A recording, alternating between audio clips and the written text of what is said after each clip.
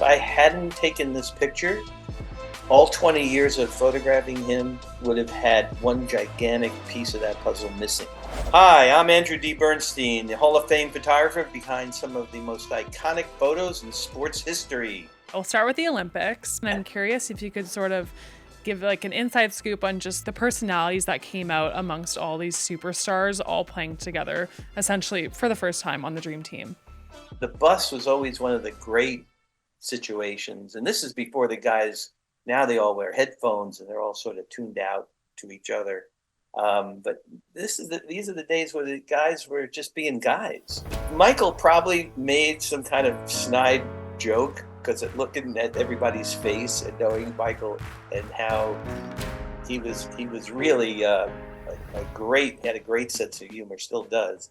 That's probably what they're laughing about. I don't remember the exact moment, but to have Magic, Michael, Larry, Charles, all these other guys in the picture. And again, I'm just literally a fly on the wall.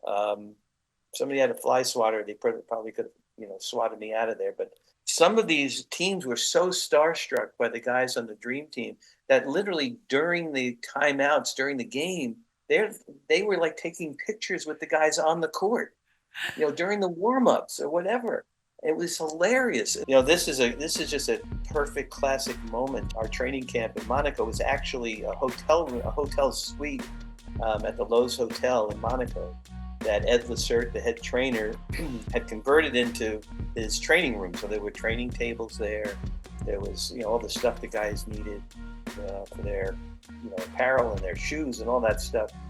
And the guys would just come in and hang out. Somebody is getting, just to the right of this photo, is getting taped up as we speak.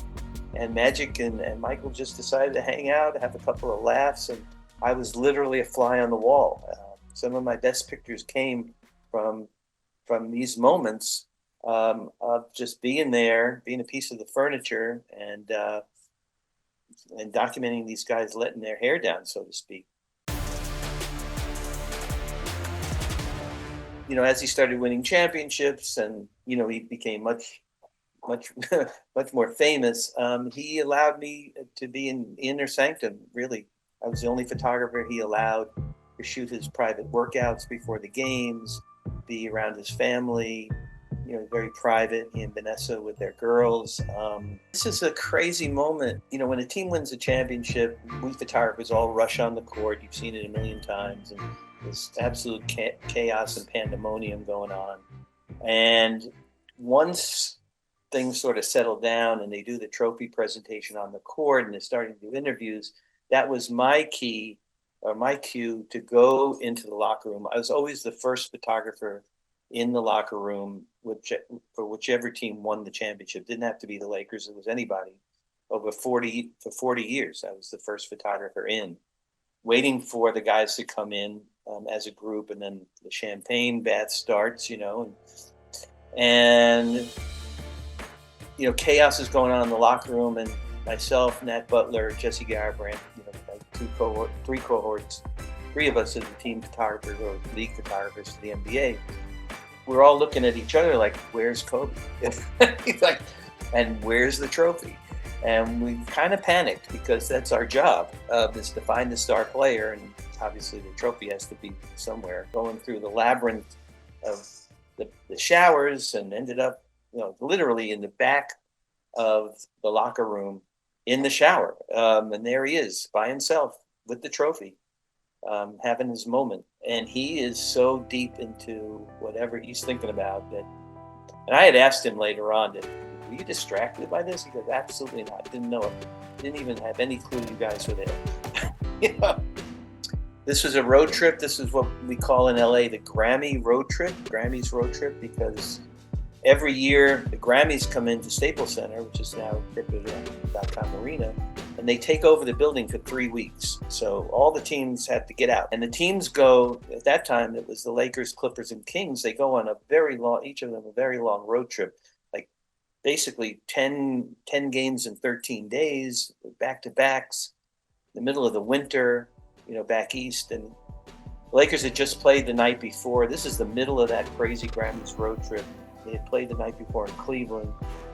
Kobe was totally beat up. Both his ankles were swollen.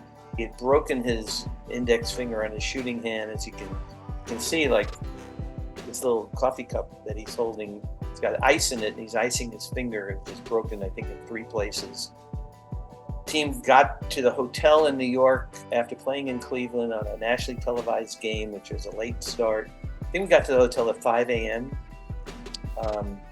Nobody got any sleep. Turned around, these guys had shoot around. Then they have to be at the arena for the game. And Madison Square Garden didn't have a place where Kobe could go do his private meditation, his private workout with his trainer. He had to do all of that in the locker room with the guys around him. And I did one last pass as I was leaving the locker room, and just at the corner of my eye, I saw him. Saw this moment in front of his locker, and just took 2 very quick frames, no flash. Scared to death that I was going to distract him with the shutter clicking, which again, he told me years later. He had no clue that I was even there. And just this moment captured is one of my, it's probably, I would say it's probably my favorite NBA picture I ever took. I want to do one more photo of Kobe. It's of his final game, 60 points, storybook ending. Yeah. What did that moment feel like through your lens? As you and I are speaking right now, I'm looking out my window, and there's a huge mural painted of this moment I'm in a sort of a little office complex. And I had that painted so I could see him every day when I come to work. You know, we don't have him with us, but to have that moment, to see him, and it makes me feel good every day that I could say hi to him. But this moment, if I'll put it to you this way, Tara, if I hadn't taken this picture, all 20 years of photographing him would have had one gigantic piece of that puzzle missing, because this was the end of the story. I mean, this is, I took his first picture as a Laker with in a Laker uniform at 18 years old. Fast forward 20 years and probably 1 million images, if not more. And this is the last moment of him wearing a Laker uniform as he leaves the court. I mean, 2 steps later from this photo, he's off the court for good. Took the uniform off, and that was the end. So if I hadn't gotten this picture, and I obsessed, believe me, over this moment for weeks and weeks and weeks. And what's kind of funny is if you zoom out from this, because this is crop, if you can see the outline of a guy in a black suit just to, very left of the frame. Well, he's in the whole frame. If you look at the whole image of this, right, which was shot horizontally and it's now cropped vertically. And he's a pretty large security guy, let's put it that way. A guy named Bryant, who I knew for a long time, head security guy. And I was screaming literally at the top of my lungs because he was blocking. I mean, they were walking at the same pace, and I just couldn't get Kobe framed with the 24 and the whole thing, and behind him and the Laker banners. And I don't know, it's some divine intervention, and Brian just took a big step forward, and I was able to bang this one shot. So this is 91. A lot of people don't remember that it took Michael Jordan 7 years as a pro to win his first championship. He just didn't come out of college and start winning championships. So there's a lot of angst and a lot of built up emotion, obviously, to get to that point. And he just let it all out. The backstory on this pandemonium on the court, back in those days, the network, in all their wisdom, I must say, sarcastically, decided to do the trophy presentation to the team. They would do it in the locker room of the winning team or the visiting team. And you can imagine the visitors' locker room at the Forum was basically a glorified closet. And there in the corner, you have like this makeshift sort of stage with 3 cameras, all kinds of production people. The whole team is up there, and pandemonium and chaos going on in the locker room. Everybody could come in, the families, all the media, everybody. And they do the trophy presentation to the Bulls.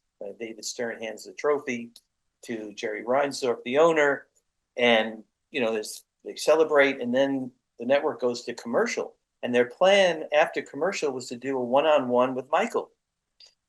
So lo and behold, just like I told the Kobe story, they're starting to come out of commercial, and there's no Michael, there's no trophy, and people are like losing their minds. And you can imagine behind me, there's all this stuff going on. I couldn't get a clean shot, so I decided I had to jump up on a bridge table in the middle of the room. I could kind of see over everybody. Shot the trophy presentation there, and then I don't know, something in my head said, "Look to your left." Honestly, when people are running around with their heads cut off trying to find MJ, and there he was. He's probably 4 feet away from me to my left, in a locker, hugging the trophy with his dad next to him. Just emotions flowing out. And again, it's a photojournalistic moment. It's not an action shot, so it's probably my second favorite picture I ever took.